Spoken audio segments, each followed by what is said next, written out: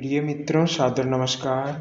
वर्ष 2025 का संवत 30 मार्च से शुरू हुआ। जब संवत बदलता है तब ग्रह भी अपनी स्थिति परिवर्तन करते हैं।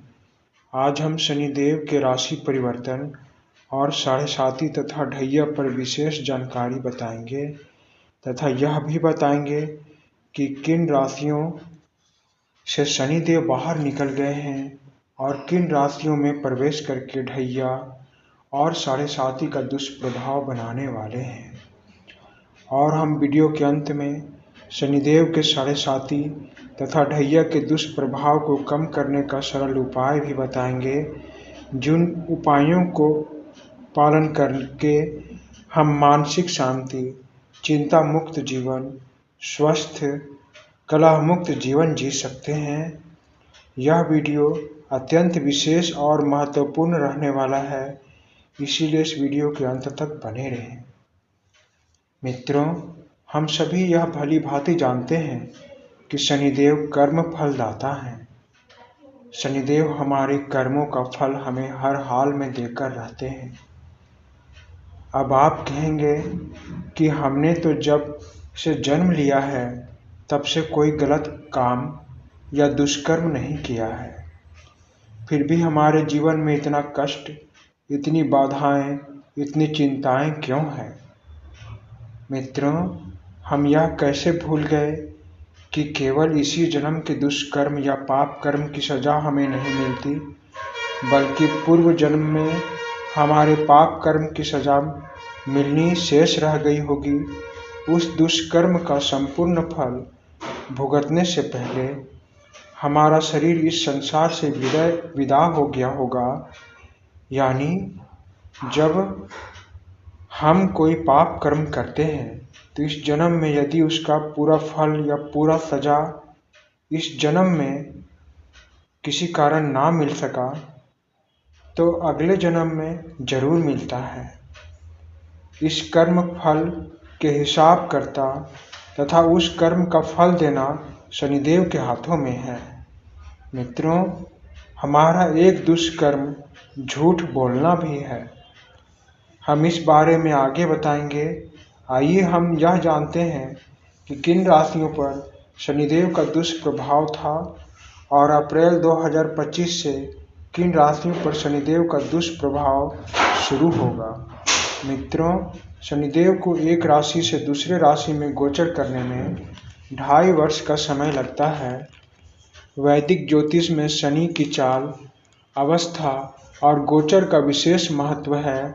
शनिदेव जब अपनी चाल या राशि बदलते हैं तो इसका प्रभाव केवल उस राशि से संबंधित व्यक्ति पर ही नहीं, बल्कि देश की अर्थव्यवस्था, व्यापार, सभी 12 राशियों पर पड़ता है।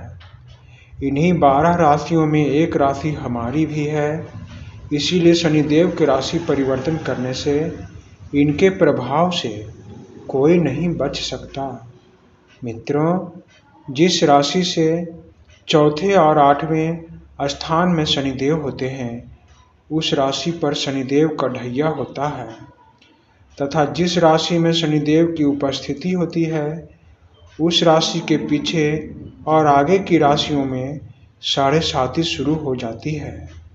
मित्रों, इस वर्ष कि मार्च महीने तक कर्क और वृश्चिक राशि वालों को शनिदेव की ढैया से गृह क्लेश, मनमुटाव, चिंता, अपमान का सामना करना पड़ा तथा मकर राशि और मीन राशि को साढ़े साती से मानसिक चिंता, पीड़ा, लड़ाई झगड़े का सामना करना पड़ा। इस बीते समय में कर्क, वृश्चिक, मकर और मीन राशि के जातकों को बहुत गुस्से, तनाव, व्यर्थ के मनमुटाव, व्यर्थ के लड़ाई झगड़े, मानसिक पीड़ा, अपने आत्मसम्मान में कमी का सामना करना पड़ा।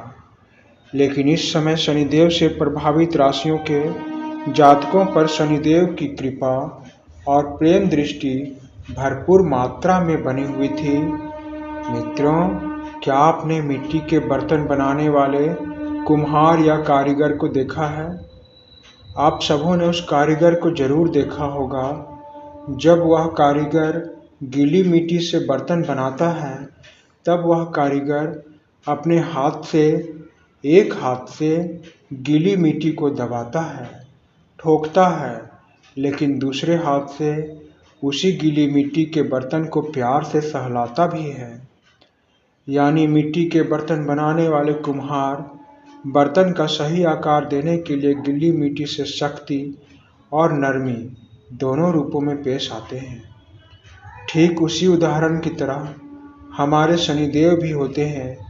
वे एक तरफ हमारे जीवन में साढ़े साती और ढैया के द्वारा हमें ठोकते हैं, कष्ट देते हैं, हमें सुधारते हैं, हमें होश में लाते हैं, और जब हम पूरी तरह से सुधर जाते हैं तब वे हमें प्यार, सम्मान, तारीफ, स्वास्थ्य, अनुशासन की भेंट देते हैं।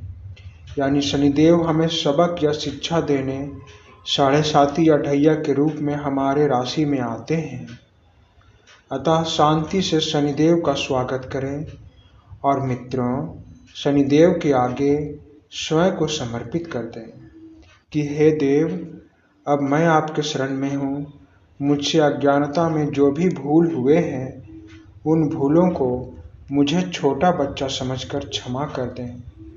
मित्रों, भूतकाल में शनिदेव कुंभ राशि में थे, इसीलिए कर्क और वृश्चिक राशि पर शनिदेव की ढैया का प्रभाव बना हुआ था। शनिदेव को एक राशि से में गोचर करने में 2.5 वर्ष का समय लगता है। 29 अप्रैल 2025 को शनिदेव कुंभ राशि में गोचर किए थे। अब 2.5 वर्षों के बाद शनिदेव कुंभ राशि से निकलकर मीन राशि में 29 मार्च 2025 को प्रवेश कर चुके हैं। इसीलिए वर्तमान समय में सिंह और धनु राशि पर शनिदेव का ढैया प्रारंभ हो चुका है। यानी अब सिंह राशि और धनु राशि के जातकों को 2.5 वर्षों तक शनिदेव से प्रभावित होना पड़ेगा। इसी प्रकार कुंभ राशि और मेष राशि पर साढ़े साती का दौर शुरू हो गया है। इस स्थिति में अभी के समय में सिंह और धनु राशि के जातकों को संभल कर कार्य करने की आवश्यकता है। इस दौरान स्वास्थ्य, रोजगार, धन, कामकाज और पारिवारिक जीवन के सभी क्षेत्रों में उतार चढ़ाव का सामना करना पड़ सकता है। ठीक ऐसे ही इस वर्ष शनिदेव के मीन राशि में प्रवेश करने से कुंभ, मीन और मेष राशि के जातकों पर साढ़े साती का प्रभाव बन जाएगा।